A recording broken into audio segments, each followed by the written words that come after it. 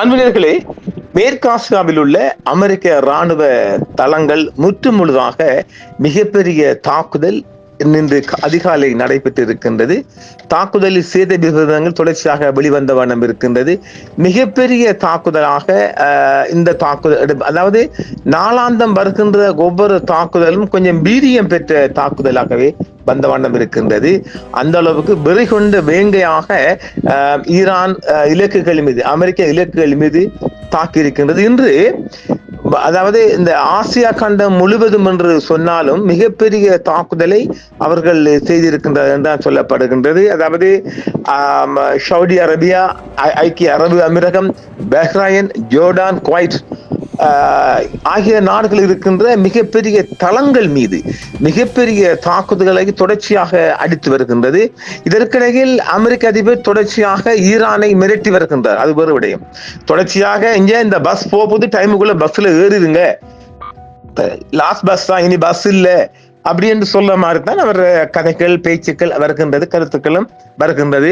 இறுதி வாய்ப்பு ஒரு மிரட்டலாகத்தான் அத்தனையும். ஆனால் நாங்கள் ஏற்கனவே சொன்னது போன்று பந்தர் அப்பாஸ் மூலம்தான் மிக நுழைவிற்கான சகல வழிகளும் எடுக்கின்றார்கள். அதிரப்போகிறது, அதாவது சரியாக சொல்ல போனால் பந்தர் அப்பாஸ் கூட அதிரப்போகின்றது. பந்தர் அப்பாஸ் என்பது மிகப்பெரிய சிட்டி, கடற்கரை சிட்டி. அந்த சிட்டிக்குள்ள பூந்து அந்த தரைவழி தாக்குதலை தொடுக்க போகின்றார்கள். இந்த தரைவழி தாக்குதலில் இஸ்ராயல் துருப்புகள் கலந்து கொள்ளவில்லை என்றும் சொல்லப்படுகின்றது. இது எவ்வளவு தூரம் பார்க்கலாம். இந்த தரைவழி தாக்குதலில் இஸ்ரேலிய துருப்புகள் பார்ட்டிசிபேட் பண்ணப்பட மாட்டாது என்று இன்றைய செய்தி கொண்டும் தெரிவிக்கின்றது. பார்க்கலாம், பாருங்கள், நாம் செய்திக்குள் செல்வோம்.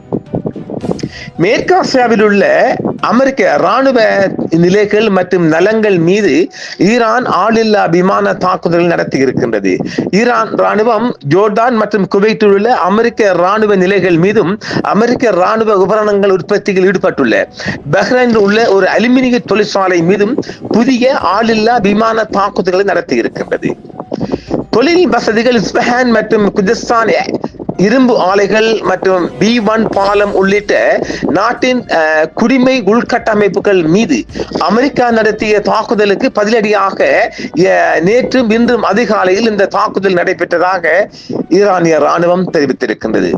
அந்த அறிக்கையின்படி இந்த ஆளில்லா விமான தாக்குதல்கள் ஜோர்தானில் உள்ள அமெரிக்க பயங்கரவாத ராணுவ படையின் தளபாடங்கள் மற்றும் ஆதரவு உபகரண கிடங்கு மற்றும் குடியிருப்பு வசதிகள் ஆகியவற்றையும், அத்துடன் குவைத்தில் உள்ள கேம் அரிப்ஜானில் அமெரிக்க கவச படைகளின் இயந்திரமயமாக்கப்பட்ட பெட்டாலியன் நிறுத்தப்பட்டிருந்த இடத்தையும் குறிவைத்து தாக்குதல் செய்யப்பட்டிருக்கின்றது. கேம் அரிப்ஜான் என்பது குவைத்தில் உள்ள பல்வேறு கவச வாகனங்களுக்கான ஒரு ஆதரவு தளமாகும். மேலும் இது அமெரிக்க காலாட்படை பிரிவுகள் மற்றும் கள ஆதரவு பிரிவுகள் உட்பட்ட ஒரு பிரிவாகும் என்றும் சொல்லப்படுகிறது. அந்த தினம் முன்னதாக ஈரானிய ஆளில்லா விமானங்கள் தாக்கிய இலக்குகளில் அமெரிக்க ராணுவ தொழில்களுக்கு ஆதரவளிக்கும் பஹ்ரைனில் மிகப்பெரிய அலுமினிய உருக்கு ஆலையும் அடங்கும் என்றும் ஈரான் தெரிவித்திருக்கின்றது. அலுமினியம் பஹ்ரைன் அல்பா நிறுவனம் அமெரிக்க ராணுவம் தொடர்பான விநியோக சங்கிலிகளுடன் தொடர்புடையவை கொண்டுள்ளது. எதிரிகளின் எந்த ஒரு விரோத நடவடிக்கைகளுக்கும் எதிர்ப்புகளுக்கும் அப்பாற்பட்ட ஒருங்கிணைந்த முறையில் பதிலடி கொடுப்போம் என்றும் அந்த அறிக்கையில் தெரிவிக்கப்பட்டிருக்கின்றது. இந்த தாக்குதலுக்கு பதிலடியாக ஈரான் உடனடியாக பதிலடி கொடுக்க தொடங்கியது. இஸ்ரேல் ஆக்கிரமித்துள்ள பகுதிகள் மீதும் பிராந்திய நாடுகளில் உள்ள அமெரிக்க தளங்கள் மற்றும் நலங்கள் மீதும் ஏவுகணைகள் மற்றும் ஆளில்லா விமான தாக்குதல்கள் நடத்தி இருக்கின்றது ஈரான். ஈரான் ராணுவம் டெல் அபீப் விமான நிலையத்தில் உள்ள அவாக்ஸ் விமானங்கள், எரிபொருள் நிரப்பும் விமானங்கள், அமெரிக்க தளங்கள் மீது பதிலடி தாக்குதல்களை நடத்தி இருக்கின்றது.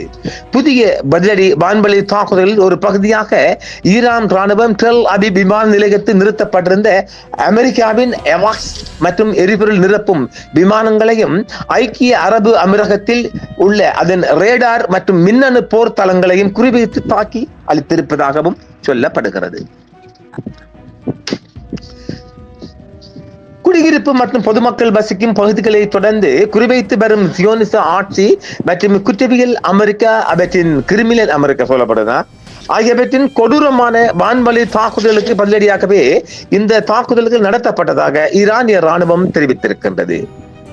இன்று அதிகாலை முதல் ஆயுத படைகள் பென்கொரியன் விமான நிலையத்தில் நிறுத்தப்பட்டிருந்த அமெரிக்க எவாக்ஸ் மற்றும் எரிபொருள் நிரப்பும் விமானங்களையும் ஏவுகணைகள் மற்றும் போர் ரோன்களையும் கண்டறிந்து கண்காணிக்கும் ரேடார் தளங்களையும் ஐக்கிய அரபு அமீரகத்தில் போர் ட்ரோன்களை எதிர்கொள்ள பயன்படுத்தப்படும் மின்னணு போர் தளங்களையும் ட்ரோன் தாக்குதல் மூலம் குறிவைத்து தாக்கியிருப்பதாக ஈரான் தெரிவித்திருக்கின்றது. அந்த அறிக்கைகளின்படி 2000 கிலோமீட்டர் தூரம் பறக்கும் திறன் கொண்ட சக்தி வாய்ந்த அரஸ்டு ஆளில்லா விமானங்கள் இந்த தாக்குதல் அலையில் பயன்படுத்தப்பட்டன. நாடு முழுவதும் ஆக்கிரமிப்பார்கள் சிந்திய அப்பாவி மக்களின் இரத்தத்திற்காக அவர்களை வருந்த செய்ய ஆயுத படைகள் இறுதி வரை உறுதியாக நிற்கும் என்றும் ஈரான் இஸ்லாமிய குடியரசு ராணுவம் மீண்டும் வலியுறுத்தி இருக்கின்றது. அறிக்கைகள் மற்றும் செயற்கைக்கோள் படங்களின் படி அந்த இடங்கள் கடுமையான சேதங்களை சந்தித்துள்ளதாகவே அந்த படங்கள் காண்பிக்கின்றது. அந்நாட்டின் மீதான தூண்டுதலற்ற போர் தொடங்கி ஒரு மாதத்திற்கு மேலான நிலையில் அப்பகுதி முழுவதும் உள்ள அமெரிக்க தளங்கள் மீது ஈரான் நடத்திய பதிலடி தாக்குதல்களால் சுமார் $800 மில்லியன் மதிப்பிலான சேதங்கள் ஏற்பட்டுள்ளது என்றும் ஈரான் தெரிவித்திருக்கின்றது. இந்த தாக்குதல்களில் குறிப்பிடத்தக்கது சவுதி அரேபியாவில் உள்ள பிரின்ஸ் சுல்தான் விமான தளத்தின் மீது மார்ச் 27 அன்று நடத்தப்பட்ட ஏவுகணை மற்றும் ஆளில்லா விமான தாக்குதலின் போது அமெரிக்க விமானப்படையின் முக்கிய E3 சென்ட்ரி எவாக்ஸ் கட்டளை மற்றும் கட்டுப்பாட்டு விமானம் சேதமடைந்ததாகும். ஏர் அண்ட் ஸ்பேஸ் போர்சஸ் இதழின்படி இந்த குறிப்பிடத்தக்க தாக்குதலில் 10க்கும் மேற்பட்ட படை வீரர்கள் காயமடைந்தனர் என்றும் மற்றும் பல வான்வழி எரிபொருள் நிரப்பும் டேங்கர்களும் சேதமடைந்ததாகவும் தெரிவிக்கப்படுகின்றது. இந்த பறக்கும் ரேடார்களின் இழப்பை பாரசீக வளைகுடாவில் உள்ள போர்க்களத்தை நிர்வகிக்கும் வாஷிங்டனின் திறனை கணிசமாக முடக்கிய ஒரு பெரிய விஷயம் என்றும் ராணுவ தரப்பில் தெரிவிக்கப்படுகின்றது. எவாக்ஸ் மற்றும் டேங்கர்களை தவிர சவுதி அரேபியா, ஐக்கிய அரபு அமீரகம், பஹ்ரைன், ஜோர்தான் மற்றும் குவைத் ஆகிய நாடுகளில் உள்ள அமெரிக்க தளங்கள் மீதான தாக்குதல்களில் ஈரான் தனது ரேடார் அமைப்புகள், terminal high altitude area defence தாட் ஏவுகணை பாதுகாப்பு அமைப்பு மற்றும் ட்ரோன்களையும் அளித்திருப்பதாகவும் சொல்லப்படுகின்றது. இதேவேளை ஹாஃபிஸ் ஜலசந்தியில் நிலவும் தற்போதைய நிலைமை நீண்ட காலத்திற்கு இப்படியே நீடிக்கக்கூடும் என்றும் பல ஆண்டுகளாக இதை தக்க வைத்துக் கொள்ளும் திறன் ஈரானிடம் உள்ளது என்றும் ஈரானின் மூத்த பாதுகாப்பு அதிகாரி ஒருவர் தெரிவித்திருக்கின்றார். தனது பெயரை வெளியிட விரும்ப வேண்டாம் என்ற நிபந்தனையின் பேரில் அந்த மூலோபாய நீர்வழி பாதை குறித்து ஈரான் அதிக உணர்திறன் கொண்டிருப்பதற்கு காரணம் அப்பகுதி முழுவதும் உள்ள அமெரிக்க ராணுவ தளங்கள் மற்றும் பாசறைகளுக்கு பொருட்களை வழங்க பயன்படுத்தப்படும் பெரும்பாலான உபகரணங்கள் வரலாற்று ரீதியாக கடல் வழியாகவே கொண்டு செல்லப்பட்டுள்ளன என்றும் தெரிவிக்கப்படுகிறது. அமெரிக்க மற்றும் நேச நாடுகளின் கப்பல்களுக்கு அந்த மூலோபாய நீர்வழிப்பாதை திறம்பட மூடப்பட்டிருப்பதை குறிப்பிட்டு இந்த நிலைமையை பல ஆண்டுகளாக தக்க வைத்துக் கொள்ளும் திறன் ஈரானுக்கு இருப்பதாகவும் அவர் தெரிவித்திருக்கின்றார். மேலும் இது போன்ற தளவாட ஆதரவு இனிமேலும் தொடர அனுமதிக்க கூடாது என்றும் ஈரான் நம்புவதாகவும் அந்த அதிகாரி தெரிவித்திருக்கின்றார். அப்பகுதியில் உள்ள அமெரிக்க ராணுவ தளங்கள் மற்றும் பாசறைகளுக்கு பொருட்களை வழங்க பயன்படும் பெரும்பாலான உபகரணங்கள் கடல் வழியாகவே வழங்கப்பட்டு வந்தன என்றும் மேலும் ஈரான் இனிமேல் இதை தொடர அனுமதிக்க கூடாது என்றும் அவர் தெரிவித்திருக்கின்றார். பாதுகாப்பு அதிகாரிகளின் கூற்றுப்படி ஈரான் அந்த நீர்வழி பாதையை முன்னதாகவே ஒழுங்குபடுத்தி தொடங்கியிருந்தால் எதிரியின் தளவாட திறன்கள் கணிசமாக குறைந்திருக்கும் என்றும் நம்பப்படுகின்றது. டூ லேட் என்றும் சொல்லுகின்றார்கள். இந்த காரணத்திற்காக இது போன்ற தளவாட பரிமாற்றங்கள் நடைபெற ஈரான் இனி அனுமதிக்காது என்றும் தெரிவிக்கப்படுகின்றது. உலகளாவிய எண்ணெய் விநியோகத்தில் ஏறக்குறைய ஜலசந்தியில் ஒரு பங்கு கடந்து செல்லும் ஹார்முஸ் நீர்வழி பாதை பிப்ரவரி 28 அன்று தொடங்கிய ஈரான் இஸ்லாமிய குடியரசுக்கு எதிரான அமெரிக்க இஸ்ரேலிய ஆக்கிரமிப்பு போரின் மத்தியில் அமெரிக்க மற்றும் நேச நாடுகளின் கப்பல்களுக்கு திறம்பட மூடப்பட்டிருப்பதாகவும் சொல்லப்படுகின்றது. பாரசீக வளைகுடாவிற்கும் ஒமான் வளைகுடாவிற்கும் இடையில் அமைந்துள்ள இந்த குறுகிய நீர்வழி பாதை வழியாக கடல் வழி போக்குவரத்தை முடக்கும் திறனில் ஈரான் திறன் நடந்து வரும் போது ஒரு முக்கிய பேரம்பசும் காரணியாக மாறி இருக்கின்றது என்றும் சொல்லப்படுகின்றது. நீர்வழி பாதை திறம்பட மூடப்பட்டிருப்பது உலகளாவிய விநியோகத்தை சீர்குலைத்து எண்ணெய் விலைகளில் ஒரு கூர்மையான உயர்வை தூண்டியுள்ளது. பிரண்ட் கச்சா எண்ணெய் சாதனை அளவை நோக்கி உயர்ந்துள்ளது. ஆக்கிரமிப்பு போர் தொடர்ந்ததால் மற்றும் அமெரிக்கா ஈரானின் கோரிக்கைகளை நிராகரித்ததால் ஒரு பீப்பாய் விலை $200 எட்டக்கூடும் என்றும் அது மிக விரைவில் நடைபெறும் என்றும் ஈரான் தெரிவித்திருக்கின்றது. கச்சா எண்ணெய் விலை உயர்வு அமெரிக்க பெட்ரோல் சந்தையிலும் விரைவாக பிரதிபலித்துள்ளது. சராசரி விலை ஒரு கெலனுக்கு $4 மேல் அமெரிக்காவில் உயர்ந்துள்ளது. அதே நேரத்தில் பல மாநிலங்களில் டீசல் ஒரு விலை ஒரு கெலனுக்கு $5 to $6 நெருங்கி இருப்பதாகவும் இப்பொழுது அது அமெரிக்காவில் மிகப்பெரிய எதிர்ப்பு சக்திகளை அமெரிக்க அதிபருக்கு எதிராக ஏற்படுத்தி வருவது என்பதும் குறிப்பிடத்தக்கது. கச்சா எண்ணெயை தவிர அமெரிக்க மற்றும் நட்பு நாடுகளின் கப்பல்களுக்கு ஜலச்சந்தி மூடப்பட்டதால் திரவ இயற்கை எரிவாயு LNG உரம் மற்றும் பிற முக்கிய பொருட்களின் விநியோகங்களும் பாதிக்கப்பட்டிருக்கின்றன. இதனால் ஒரு உணவு பஞ்சம் ஏற்படக்கூடும் என்று உலக உணவு தாபனம் ஏற்படுத்தியிருக்கிறது.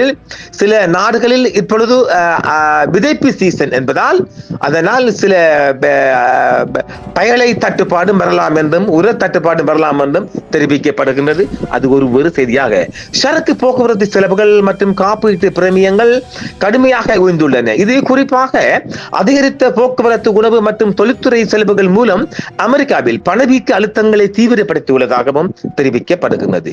உலகின் சுமார் 20% கச்சா எண்ணெய் விநியோகத்தை கொண்டுள்ளது என்றும் இந்த ஜலச்சந்தி ஊடாக அவைகள் நடைபெறுவதாகவும் தெரிவிக்கப்படுகிறது. ஆரம்பத்தில் 48 மணி நேர நிர்ணயிக்கப்பட்ட காலக்கெடு பின்னர் 5 நாட்களாகவும் அதன் பிறகு 10 நாட்களாகவும் நீடிக்கப்பட்டது. அதே நேரத்தில் ஈரானிய ஆயுதப்படைகள் இந்த அச்சுறுத்தல்களை நிராகரித்து வருகின்றது. கடுமையான பதிலடி நடவடிக்கைகளையும் கொடுத்து வருகின்றது. அமெரிக்க அதிபர் இந்த 10 நாட்கள் பிந்தி அநேகமாக செவ்வாய்க்கிழமை மிகப்பெரிய தாக்குதல் ஒன்றை தொடுப்பதாக எதிர்பார்க்கப்படுகின்றது. வேறு வழிகின்ற எண்ணெய் கப்பல்களுக்கு பாதுகாப்பு அளிக்கவும் கப்பல் போக்குவரத்தின் சுதந்திரத்தை உறுதி செய்யவும் ஜலச்சந்தைக்கு கடற்படைகளை அனுப்புமாறு ஐரோப்பிய கூட்டாளிகளை ட்ரம்ப் அழைத்தும் கூட அவர்களும் அதில் பங்களிக்கவில்லை என்றும் அந்த செய்தியில் தெரிவிக்கப்படுகின்றது. மிக சமீபத்தில் அனைத்து வழிகளும் தீர்ந்துவிட்ட நிலையில் ஜலச்சந்தியை பாதுகாத்து மீண்டும் திறப்பது இனி ஒரு முக்கிய போர் நோக்கம் அல்ல என்று அமெரிக்க அதிபர் ஷம்சி செய்தார். ஜலச்சந்தி மூடப்பட்டிருந்தாலும் கூட ஈரானுக்கு எதிரான ராணுவ நடவடிக்கைகளை முடிவுக்கு வரக்கூடும் என்றும் அவர் தெரிவித்திருக்கின்றார். எனவே போருக்கு தயாராகவே படைகள் வந்திருப்பதால் முக்கியமாக வந்த படைகளின் கலங்கள் தீரும் வரையும் ஒரு போர் அநேகமாக இருக்க வாய்ப்பு இருக்கின்றது. மீண்டும் மற்றும் ஒரு காணொளி சந்திப்பு. என்றும் உங்களுடன் சன்ரைஸ் இந்தியா டிவி சப்ஸ்கிரைப் பண்ணுங்கள், பெல் பட்டனையும் கிளிக் செய்யுங்கள். உங்கள் ஆதரவே எங்கள் சேவை. ஆதரவு தாருங்கள், அரவணைப்போம். மறக்காம சர்ப்ரைஸ் பண்ணுங்க. தேங்க்யூ.